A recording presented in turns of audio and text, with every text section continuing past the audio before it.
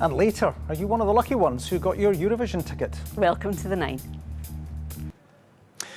Now, today was the day to get your hands on tickets for this year's Eurovision Song Contest.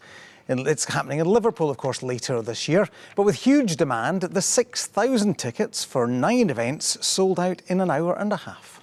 But if you weren't successful, there will still be other chances to be involved, including a fan zone and a 2-week cultural festival.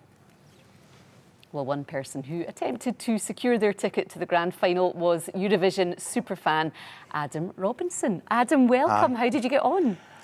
It was traumatic. Successful, traumatic? It wasn't successful so far.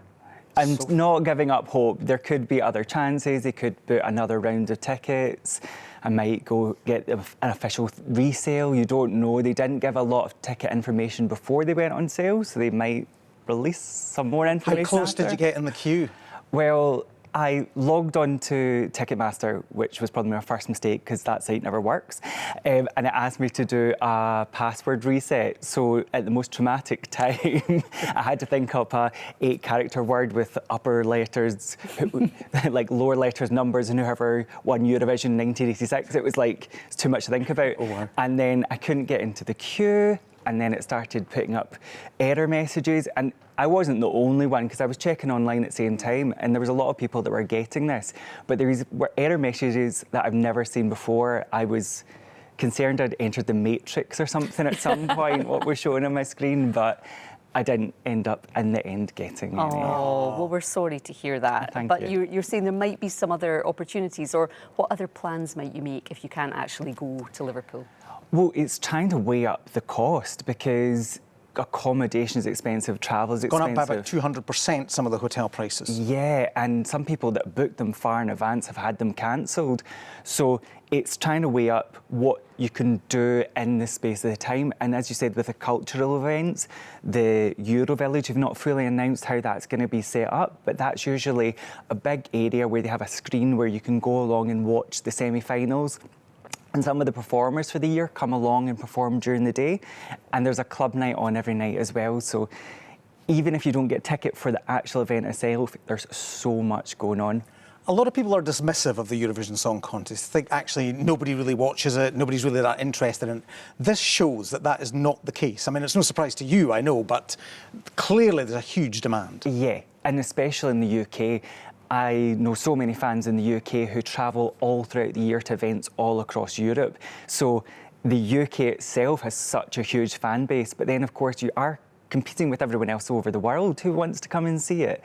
I think the UK could have sold like 2 weeks worth of Eurovision events easily. And it is a community, isn't it? Yeah. Explain what it is that joins people together in this, you know, unity of loving Eurovision, for those that maybe don't understand it. Well, I think it's something that a lot of people, like for myself, started watching as a family. It was a Saturday night, you got a special meal, or you made a buffet of food from all around the world, and you just grow up with it. And then when I got older and I could travel and go out to clubs, you start meeting people who maybe didn't have people around them who were as interested in Eurovision, but they've had the same experiences and love the same songs. And it's just a big celebration of music, unity, fun. And let us ask you about the potential UK act, because of course we're still waiting to hear what's going to happen there. Yeah.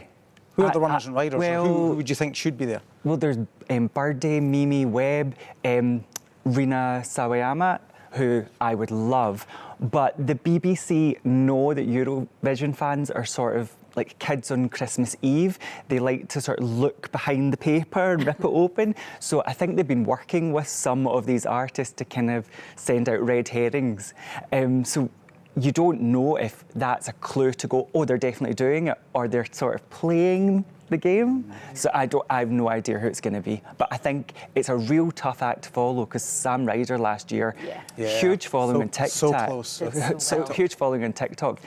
But then by the end of the year, he's doing the Queen's Jubilee. Well, listen, good luck trying to get there somehow. You never know. Well, I would just say one thing is, there's a lot of social media posts about fake tickets being on sale. I would just say people to be very careful. Very careful. Good advice. Top Adam, tip. thank you very much. Thanks, Adam.